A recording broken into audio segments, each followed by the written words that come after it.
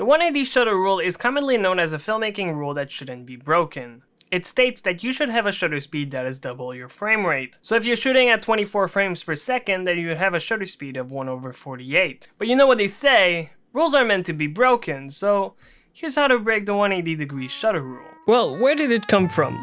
At the beginning of motion picture films, early cinematographers noticed how you could have moving images by having many images in a second, like in a flipbook. But when they wanted to implement it with film, they noticed how you could see the film strips being switched. So what they did is that during that transition period, they decided to hide it. Being that they were shooting at 24 images per second, they made that half of that time was blacked out and the other half was the actual image. So that means that during 1/48 of a second, the image was exposed, and for another 1/48 of the second, the image was black. That's where the 180-degree shutter rule comes from. Because to make sure that half the time was exposed and half the time was blacked out, they would use a rotary disk shutter with a 180-degree angle on it. So why is it still a standard today? Well, even if we switch to digital cameras, cinematographers have made 24p the standard frame rate for featured films. So even though we don't use rotary disk shutters anymore, we still use the same shutter speed as them. So 1/48.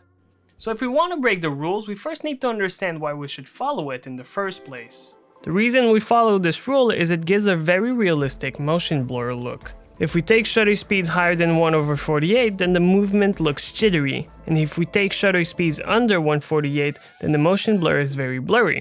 And if we go under 124, then we don't have enough images to make up for a 24p timeline. Now, even if the 180-degree shutter rule has been standardized in Hollywood, there are still a couple of movies that have broken this rule as a stylistic choice. So where should I use a slower shutter speed? It's a good idea to use slower shutter speeds when your character becomes disrupted or isn't feeling good. A good example of this is in The Wolf of Wall Street, when Jordan Belfort gets an immense high from his lewds and can't control his body anymore. Another good example is in The Bourne Identity, when Jason Bourne gets flashbacks of his assassination. Another way to use it is just to get better exposure. Let's say you're in an extreme low light scene and don't want to use high ISOs. You could use a slower shutter speed to help you expose better. Ford vs Ferrari is a good example of this, as they use slower shutter speeds to get better exposure in some of the night scenes. Josh Yeo from the YouTube channel Make Art Now also used this technique to make a surreal film using only moonlight. Now keep in mind that if you are using it to get better exposure, make sure that the movement of your characters are very slow, or else it'll be very noticeable that you broke the 180-degree shutter rule. So where should I use higher shutter speeds? Higher shutter speeds give you a jittery look, but a place it is commonly used is in fast-paced scenes. Mad Max Fury Road used higher shutter speed during many of the fast-paced scenes. Saving Private Ryan also used higher shutter speed to emphasize the debris and explosions. Matt Alonso also commonly uses higher shutter speed in his music videos as a stylistic choice. Another good way to use it is when you have a scene that goes from real time to slow motion. To do that, you would need to shoot in 60p and a shutter speed of 120. Now during the real time moment, the shutter speed wouldn't be right, but when it transitions to slow motion, then it would be okay again.